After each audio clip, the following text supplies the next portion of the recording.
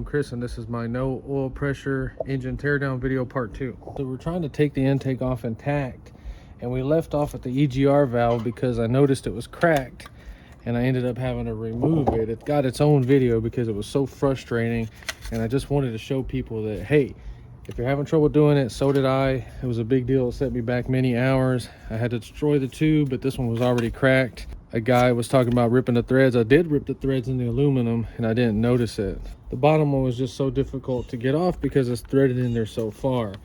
So it looks like we're going to end up just ditching the EGR tube and the EGR completely and welding up the ends of these two fittings. So that's the EGR, and when the engine reaches operating temperature, it's going to open up and allow the exhaust to recirculate through there with the engine manifold vacuum. Talking about the EGR valve because this piece right here has to be removed in order to get the heat shield out. So that's why I had to take it off in the first place. So then we have this crankcase ventilation going to a PCV valve. This has to be removed to get the shield off. The heat shield is 2 pieces. This smaller piece is going to have 3. 1, 2, 3. I broke one on accident. So I'm guessing you could get to the lower intake bolts with this one intact, but it's going to make it so much easier if you can remove this. This is going to have 5 12mm bolts. Throttle body housing right here. That spring is holding it right here, so we have to get this off with a 6mm Allen. Okay. Just drop it down. PCV valve removed. EGR tube removed. Heat shield now comes out. I would go ahead and put this back in before you forget. So on this fuel injected car, we want to take the intake manifold off complete as possible. All the hoses, everything, mark them. You don't want to start taking any of this stuff off. Let's get the whole thing off. Remember this piece right here, you want to skip that, get the intake manifold off, and then try to attack that piece. That's the way you want to do it. Don't start taking all this little stuff off. Get it all off at once. There's our intake manifold. Go under it, you're going to see the bolts. If you remove the heat shield, it's going to make these all accessible, every single one of them. Well, maybe not that one. They're all 12mm. Be careful how you get them out. I'm using this socket right here, taking them out by hand with the 1/2-inch breaker bar.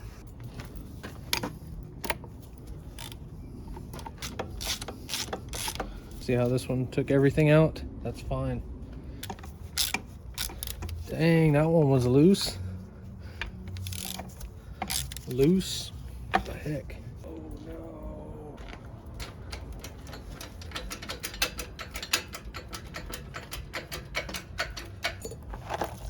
Oh god. So it's full. Oil plug, 22mm. And believe me when I say everything is over torqued on this engine. So the throttle body can stay on as we take the intake bolts off. We can access these two right here easily. So we have 12mm nuts and studs on the bottom of the intake and 14mm, 4 bolts at the top. It's not heavy. So then we just take the rest off for the exhaust manifold.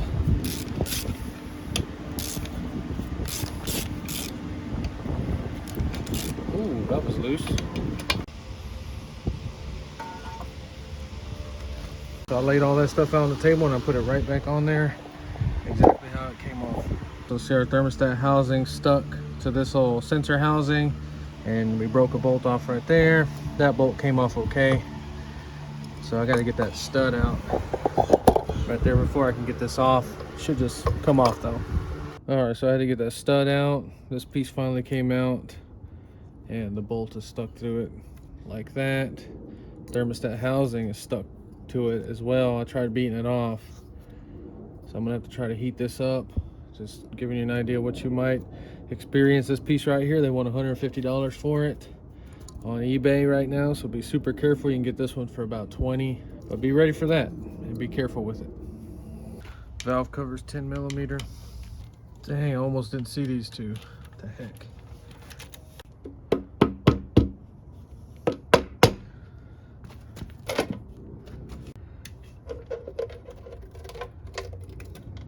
But looking at this, I have no idea what's going on. I have no idea where the oil is supposed to come out. Maybe there's little holes, I don't know. It seems like it does have oil in it a little bit. None of that stuff seems really scored up. I mean, it does look clean. That's tight. I just hope the rest of the bearings look like that. So I need to put this on a stand. I need some long metric bolts. Okay, so it's Monday, Halloween 2022. I'm finally off call. Came home a little early from work and put out the decorations. So the container I used to drain the oil is leaking. That's awesome. We got the engine stand out here. We need to go ahead and put the engine on it now. Okay, so if you're doing oh my God. Oh my God. Okay, so if you're doing one of these Z cars, you're gonna have to get these. They were $2.75 a piece. We got 4 of them. So whenever you're connecting your engine to the stand, keep in mind like the center of gravity type deal where you don't want to turn it into a big counterweight where it's almost impossible to turn it around.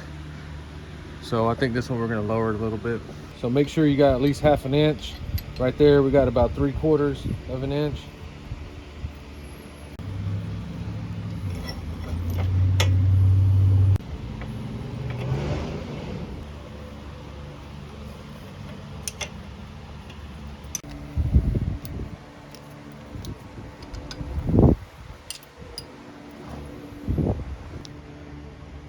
So the block is iron, the head is aluminum, and there's a tightening sequence from the center out.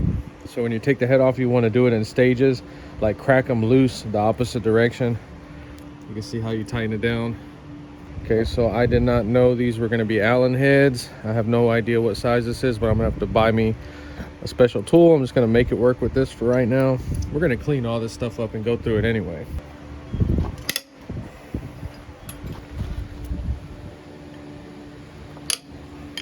Those 4 in the center are severely over torqued. Let me go ahead and get the rest out.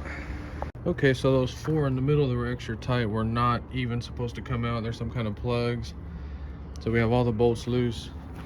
We're just gonna take this off randomly. I do have it set at top dead center on number 1 on the compression, but let's just get that off. Shit. That was super tight.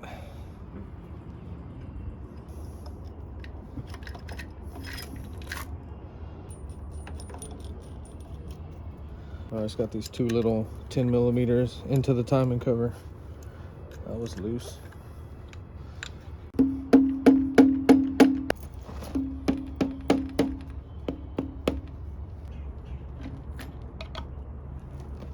Okay, it's easy to get off. My freaking heart is beating real fast because this was the moment of truth. I was real worried these were just gonna be all scratched up and dry. They are dry, but they're not that bad. They're not all scored up at all. They obviously were run dry, but they should be fine.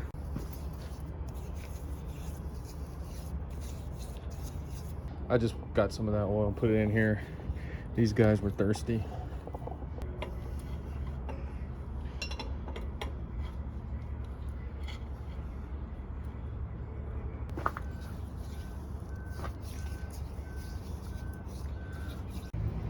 Yeah, she knocked the valve cover off. It was right here, and she knocked it off in the ground. Let's flip this thing around. So there are approximately 1 million bolts on this oil pan. I'm taking them all off by hand, and they're 10 millimeter. People be like, I love working on cars. That's my hobby and my passion. Man, this kind of work sucks. And you want proof that this kind of work sucks? Why do mechanics charge so much money? Because this work is fun? Absolutely not. So is the oil pickup tube going to be broke? I have no idea.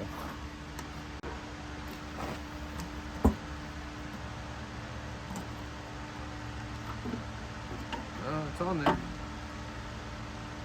Pickup tube is perfect. We're going to pull just 1 or 2 main caps and we'll be able to see in this rod cap and just see what the inserts look like. And that's pretty much going to give us an idea.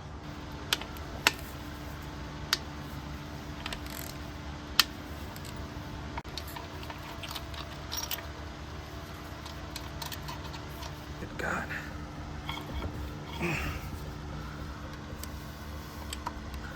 Come on, moment of truth. Come on. Oh, they look good. So it did have oil pressure going on in here. We're not gonna mess with this too much, but okay. Oh my goodness.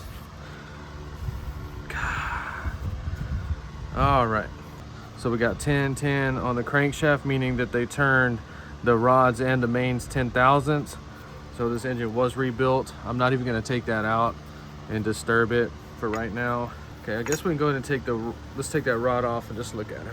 Make sure it's marked. There's a 2 and 2 right there. Be super careful before you start taking stuff away and make sure there's an orientation. Well, the numbers are both on this side, so we're good to check it. Do not ever in a million years just start taking everything apart. Everything has to be marked and arrows pointing to the front. All right, so if you're gonna take apart one of these Z motors, there's a younger guy that takes one apart very nice and sets everything up. I would recommend going to watch that video if you haven't already. Okay, so the main bearings were 17 millimeter. These are 14 millimeter. Damn. Definitely feels over torqued. I think these should only be about 50, right? It felt like 70 or 80. So even the orientation of these nuts is important. You'll see a scratched up side right there. Moment of truth. Oh my God. Oh, what the hell was that? Oh my God, I thought something broke. It was a freaking stud. Oh my God, thank you. Thank you. That, all this stuff, it's in good shape.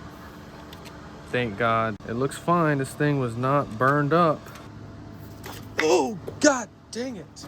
Okay, well, that just freaking happened right there. Awesome. On the main bearings and on the rod bearings, this is perfectly fine. We're gonna clean this thing up 100%. I'm gonna plastic gauge everything to make sure it's still good. It should be. If these things are screwed up, you're gonna see major discoloration. You're gonna see like score marks, like if somebody took a little knife, and you'll see it over there too. In case you don't know, if you have no oil pressure on the engine, it depends on the RPM that you're in. You can destroy the entire engine in freaking seconds. Well, maybe a minute with synthetic oil. I don't know. So this metal right here is soft. So be careful. Don't drop it. Don't nick it right there. It needs to look just like that. We're just going to carefully stick it in there. Hopefully it don't fall. So I guess that's a little bit of luck. I'm not sure.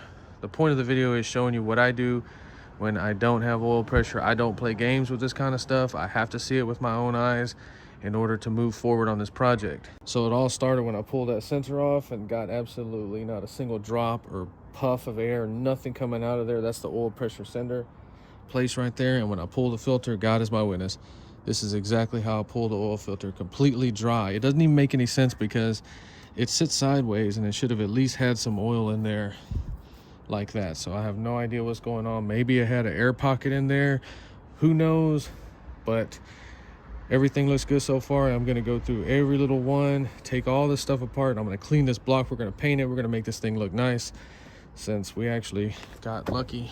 I'm not going to call it luck just yet because I still have to check them all. I'm going to reuse that oil filter too. All right, so I apologize. We didn't take the front pulley off or the timing cover. We'll do that in the next video. It really wasn't necessary for me. We just needed to see the bearings and see the bores and pistons, and everything worked out. I'm very happy. I'm still going to take everything apart and clean it 100% because there's no way in the world I'm putting that back in this car. That's not acceptable for me. So we got that laying on the ground. We got the manifold crackhead style laying on the dirt, head laying against a tire. Well, I'm going to put this inside. I'm going to put a plastic bag over that. A lot of people watch my videos and you can say what you want to say about me, but my stuff always runs. My stuff always works. And this is why, because we don't play games. We need to find out what's wrong with it. And you see what I did? It did set me back a week, but that was not doing this. That was the crap that I ran into, breaking bolts off, stuff like that. So let me know if you're in Houston. You can have that oil right there. All right, well, I feel a lot better now. I'm not gonna lie. If you enjoyed this video, please like and subscribe. Thanks for watching.